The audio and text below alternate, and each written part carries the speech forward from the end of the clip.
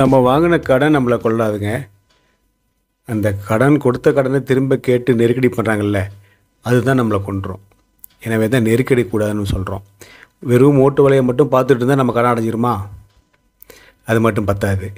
நம்ம அடுத்து நடக்கக்கூடிய எல்லா வழிகளையும் நம்ம ஆராய்ஞ்சு நம்ம கொஞ்சம் டைம் கேட்கணுன்றதுக்காக தான் அந்த தலைப்பை கொடுத்துருக்குறோம். கடன் கொடுத்தவரும் வாங்கினவரும் எதிரி இல்லை. ஒரு திருடன் போலீஸ் மாதிரி அவங்க நடந்துக்கக்கூடாது. 2 பேருமே நண்பர்கள் மாதிரி அவர்கள் செயல்பட்டால் தான் அந்த கடன் திருப்பி அடைக்க முடியும். அதுக்கு தான் ஒரு பழமொழி சொல்லுவாங்க கிராமத்தில், செட்டியும் தட்டானும் போல் இருக்கணும் அப்படின்ட்டு. அந்த இரும்பு வேலை செய்யக்கூடியவர் தட்டான்றவர் செட்டியாக்கரில் போய் இதை வாங்கிட்டு வாப்பான்னு சொல்லுவாங்க. அவங்க 2 பேர்த்துக்கு தான் தெரியும் அந்த அண்டர்ஸ்டாண்டிங், இது என்ன விலை, இது என்ன தரம் அப்படின்றது. இது 2 பேருமே பகையாளியாக இருக்க மாட்டாங்க, 2 பேரும் ஒற்றுமையாக இருப்பாங்க. அதனால் அவங்க 2 பேருமே நல்ல முறையில் வாழ்ந்தாங்க. ஆக கடன் கொடுத்தவர் கொஞ்சம் விட்டு கொடுக்கணும் என்பது தான் இந்த தலைப்பினுடைய தாத்பரியம். கடன் வாங்கினவர் அந்த கடனை அடைக்கிறதுக்கு முழு முயற்சியை ஈடுபடுறதுக்கு தன் கட்டுக்களை அவிழ்த்து கொள்ள வேண்டும். அதற்காக தான் இந்த டைம் கேட்குறது. கடன் கொடுத்து என்ன சொல்லுவார், உன் கதையெல்லாம் கேட்குறதுக்கு நேரம் இல்லைப்பா, ஒழுங்கு முறையாக பணத்தை வச்சுட்டு வேலையை பார் அப்படின்னு சொன்னார்னா உடனே வாங்கினவருக்கு கோவம் வரும். ஏன்னா இவ்வளோ கஷ்டப்பட்டு பணத்தை போராடி நம்ம கட்டுறதுக்கு முயற்சி பண்ணிகிட்ருக்கோம், இவர் இப்படி சொல்கிறாருன்ட்டு. ஆனால் அவசரப்பட்டு கோபப்பட்டு பேசிடக்கூடாது. அதே நேரத்தில் உணர்ச்சி நான் 10ஆம் தேதி தரேங்க அப்படின்னு சொன்னாலும் மாட்டிப்போம். 10ஆம் தேதி சொன்னால் உடனே அவர் என்ன பண்ணுவார், 8ஆம் தேதியிலேருந்து நெருக்கடி கொடுக்க ஆரம்பிச்சிடுவார். ஆக கடன் ஏண்டா கொடுக்கலன்ற ஒரு நெருக்கடி வரும், 10ஆம் தேதி ஏண்டா கொடுக்கலன்னு ஒரு நெருக்கடி வரும். ஆக தான் நம்ம என்ன பண்ணுறோம், அந்த தேதியை சொல்லக்கூடாது அப்படின்னு நம்ம சொல்கிறோம். கடன் கொடுத்தவர் என்ன பண்ணுவாருங்க, பழைய பழமொழியை வச்சு கேட்காத கடனும் கெட்டு போயிடும், பார்க்காத பயிரும் கெட்டு போயிடுன்ற ஒரு பழமொழியெல்லாம் பார்த்துட்டு என்ன பண்ணுவார், நம்மளை கேட்டு தொல்லை பண்ணுவாங்க.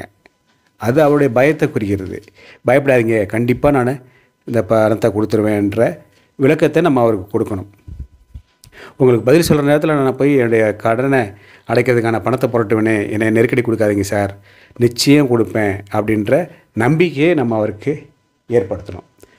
பல வருஷம் கட்டுமா, சில பேர் 10 வருஷம் 5 வருஷம் வட்டி கட்டுறவங்களே நான் பார்த்துருக்கேன். 10 வருஷம் கொடுத்த கடன் வட்டி கொடுத்தியே, இந்த 2 மாதம் என்னென்னா உனக்கு கேடு அப்படிங்கிற மாதிரி பேச ஆரம்பிச்சிடுவாங்க. இவ்வளோ வட்டி வாங்கணுமேன்ற நினைப்பு கூட சில நேரத்தில் இருக்காது. என்ன பண்ணுறது, இது கடனுக்கும் பணத்துக்கும் உள்ள ஒரு கொள்கை. அது நம்ம நினச்சி கோவப்பட வேண்டிய அவசியம் இல்லை. எனக்கு டைம் வேணுங்க, நெருக்கடி பண்ணாதீங்க, அதுதான் நம்மளுடைய ஒரே கொள்கையாக இருக்கணும். பெரிய மனுஷன் மாதிரி நடந்துக்க, கடன் திருப்பி கொடுக்க முடியாத வக்கில் அதான் ஏன்டா பணத்தை வாங்கலை, மனுஷன் மாதிரி கொஞ்சமாக ரோசம் வரணும், இதெல்லாம் தெரியாது, எங்கேயாவது புரட்டி கொடு, 10 தேதி வரைக்கும் பார்ப்பேன், தரலன்னா நடக்கிறதே வேறு, என்னை பற்றி உனக்கு தெரியாது. இந்த மாதிரி வசனங்கள்லாம் நம்ம நிறைய கேள்விப்பட்டிருப்போம். இதை பார்த்துலாம் பயப்படக்கூடாது. நம்முடைய கொள்கை, நெருக்கடி தராதிங்க, நிச்சயம் நான் தருவேன். நம்மகிட்ட பணம் இல்லைன்றதுக்காக தான் நம்ம ஒரு இடத்துல கடன் வாங்கியிருக்கோம். ஆனால் கடன் கொடுத்தவர் என்ன பண்ணார், இப்போ இவ்வளோ நாள் ஆகிடுச்சு, நீ வேற எங்கேயா புரட்டி கொடுன்னு சொல்லி நெருக்கடி பண்ணுவார். இப்போ காலகட்டத்தில் யாருமே பணம் கொடுக்கறதில்ல. ஏன்னா எல்லாருமே நகை வாங்கிடுறாங்க, வேறு ஏதாவது நிலங்கள்லாம் வாங்கிடுறாங்க. இப்போ பணம் புழக்கம் கொடுக்கல் வாங்கலில் நிறைய ஏமாத்துறவங்க இருக்கிறதுனாலையும் கெட்டு போச்சு. அதையும் நம்ம ஒத்து தான் ஆகணும். ஆக பணம் புழக்கம் இல்லாததுனால நம்ம கடன் கொடுத்தவர் தான் நமக்கு நண்பர். அவரை புரிய வச்சு கண்டிப்பாக கொடுப்பேன்ற புரிதலை ஏற்படுத்தணுங்கிறது தான் அந்த நோக்கம். வள்ளல் பிரான் அருளால், வள்ளல் என்பவர் இறைவன், இறைவன் அருளால் நம் கடன் நிச்சயம் தீரும், அதில் எந்த சந்தேகமும் இல்லை. சீட்டு போடுவதோ அல்லது மிக குறைவான வட்டியில் ஏதாவது வங்கிகளில் கடன் பெறுவதோ வாங்கி நம்ம அடைக்க போகிறோம். அது வரைக்கும் 3 மாதம் 6 மாதம் வரைக்கும் உள்ள வட்டியை நம்ம மாதம் கொடுக்க முடியலைங்க அப்படின்றத அவருக்கு புரிய வைக்கணும்.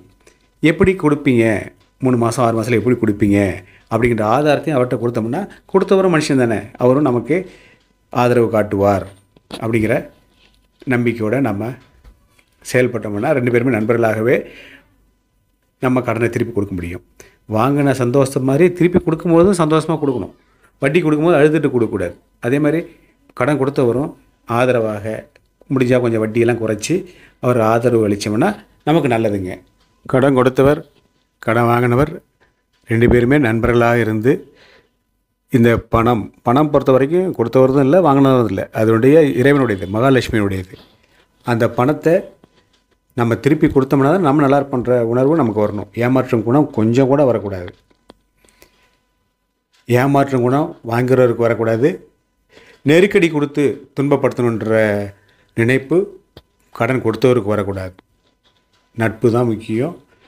பணம் 2ஆம் பட்சம்தான். அந்த பணத்தை வைத்து நம்ம தொழில் அபிவிருத்தி பல நல்ல விஷயங்களை செஞ்சு நன்றியோடு இருப்போம். நன்றி, வணக்கம்.